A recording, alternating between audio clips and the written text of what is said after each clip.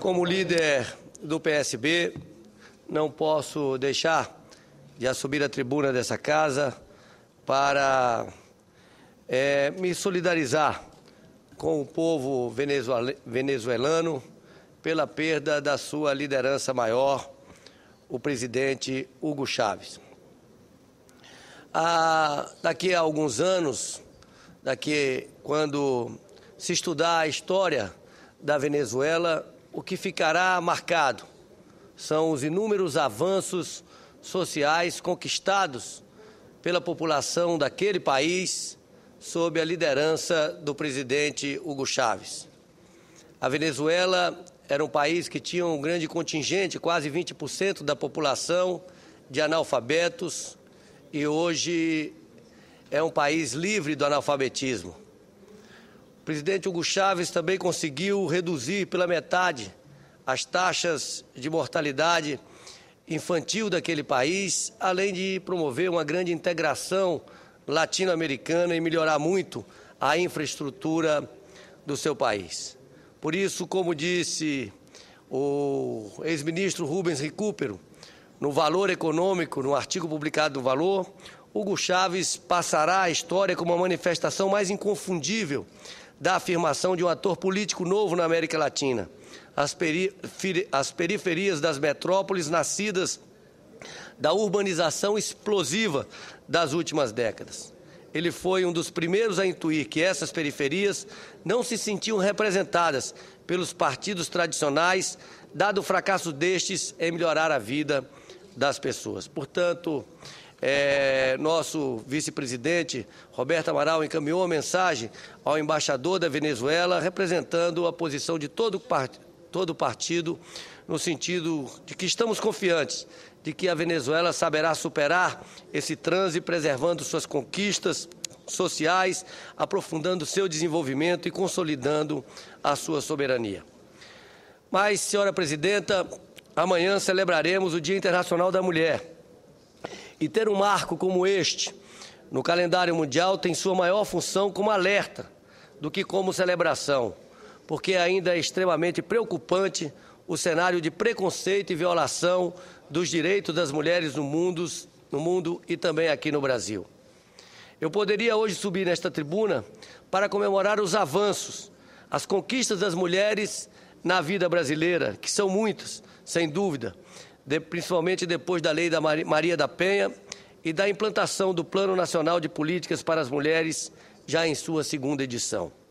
Mas vou me ater hoje aos desafios mais urgentes que precisam ser discutidos e priorizados em planos mais concretos de enfrentamento. E a face mais cruel desse processo está no verdadeiro surto de violência que sofrem as mulheres no Brasil. Chegamos à situação absurda de uma mulher agredida no Brasil a cada 5 minutos. E em 89% dos casos, o agressor é o namorado, marido ou ex-marido.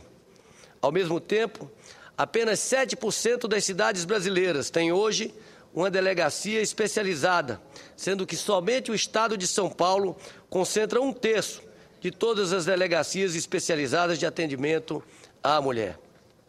Segundo o levantamento do Instituto Avante Brasil, a partir de dados do DataSUS, do Ministério da Saúde, a cada 2 horas, uma mulher é assassinada no país. Esse índice é 3 vezes maior do que o que tínhamos na década de 80, quando a escalada de homicídios contra a mulher ocorria a cada 6 horas e 28 minutos. E o Distrito Federal, lamentavelmente, é a unidade federativa que apresenta o maior número de denúncias registradas, de acordo com o balanço divulgado pela Secretaria de Políticas para as Mulheres da Presidência da República. Temos aqui no DF cerca de 625 ocorrências para cada 100 mil mulheres, seguido do estado do Pará, com 515 denúncias para cada 100 mil mulheres.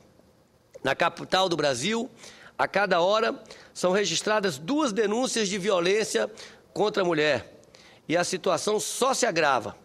Para se ter uma ideia, entre os anos de 2008 e 2012, dobraram os casos de agressões em Brasília, passando da faixa de 2.000 casos por ano para mais de 4.200 registros no ano passado.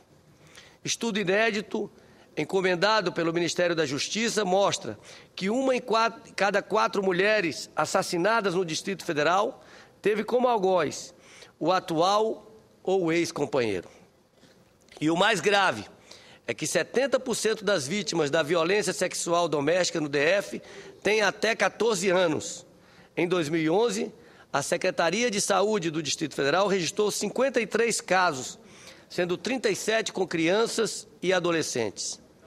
Pior, crianças entre 6 e 11 anos estão como maiores vítimas. Uma situação de extrema gravidade para a capital, que já é uma das cidades mais violentas do Brasil, lamentavelmente. Diante disso, o maior desafio começa pela urgência da ampliação da rede de atendimento. Temos aqui no DF apenas uma delegacia especializada de atendimento à mulher. Como uma delegacia apenas pode dar conta da maior demanda de denúncias registradas no país? Isso sem contar com os municípios do entorno, que estão, segundo o mapa da violência da Unesco, entre as cidades com maior número de mulheres assassinadas do Brasil. Planaltina de Goiás, por exemplo, está em 6º lugar entre os municípios com mais homicídios contra as mulheres. No entanto, para todas as 17 cidades do entorno, apenas uma delegacia especializada, criada por decreto em Lusiânia. Nas outras cidades, o atendimento é feito em instalações precárias dentro da própria delegacia comum.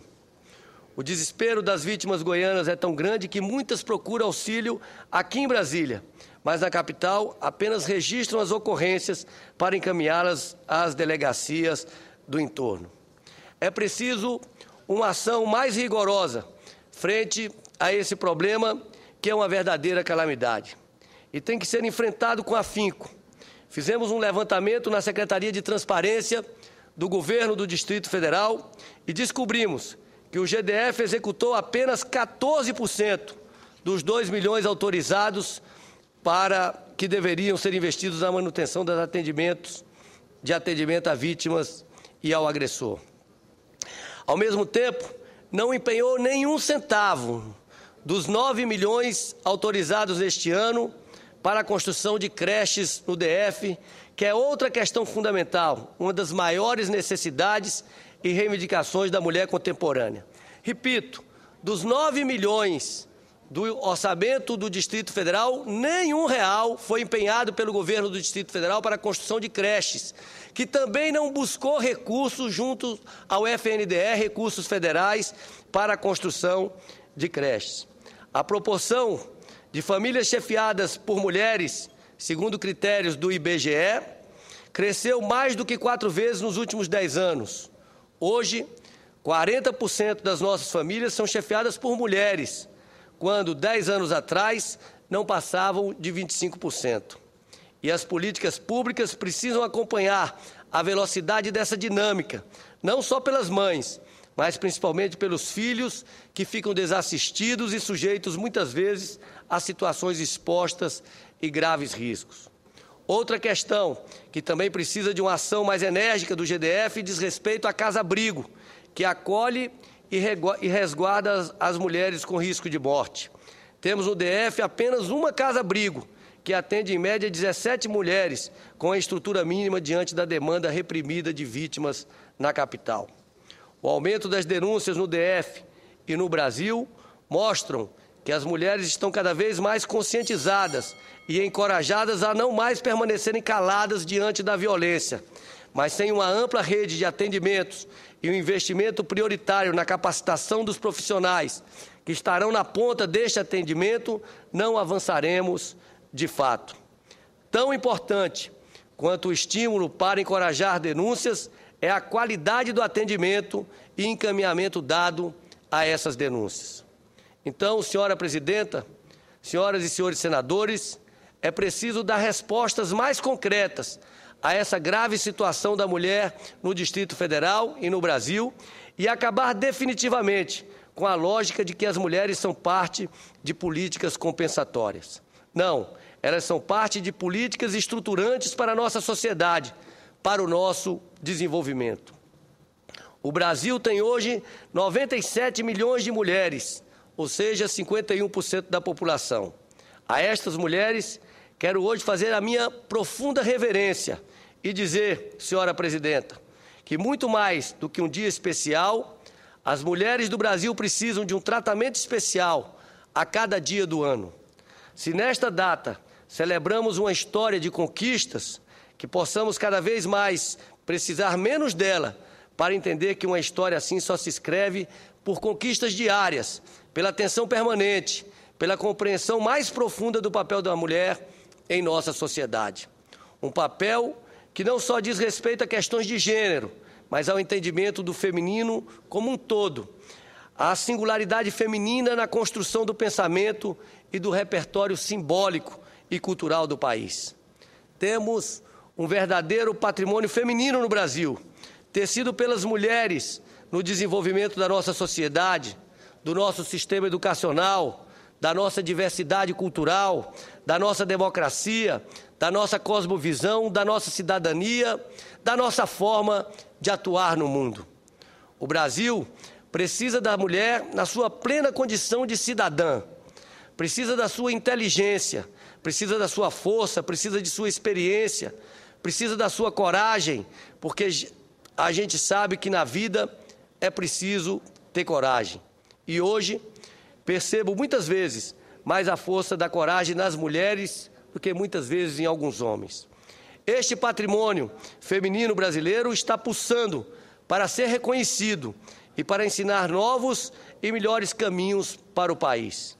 Por um Brasil que acolhe as diferenças, que busca o diálogo, que transcende barreiras, que faz profundo e complexo em sua diversidade de matrizes. Um país como este, esta nação sentimental, como afirmava Glauber Rocha, ao citar o poeta T.T. Catalão, só poderia ser mesmo um país essencialmente feminino. Que todos os seus filhos, homens ou mulheres, sejam os primeiros a reconhecer o feminino de sua origem para a construção de um futuro que seja efetivamente de todos, homens e mulheres. Um futuro onde a verdadeira força será o diálogo e não mais a imposição. Será a soma e não mais a divisão. Será a tolerância e não mais a arrogância. Será o coletivo e não mais o individual. As mulheres nos ensinam a cada dia que, para incluir, não precisamos excluir e que podemos ser muito mais se formos muitos, sob todas as nossas diferenças. Desejo, portanto, senadora Ana Amélia, a estas mulheres hoje homenageadas e a todas as mulheres brasileiras, a minha gratidão, a minha verdadeira reverência e a minha profunda admiração e confiança de que elas serão sempre, assim como foi e continua a ser a minha mãe, nossa maior e melhor inspiração e referência para o futuro. Muito obrigado.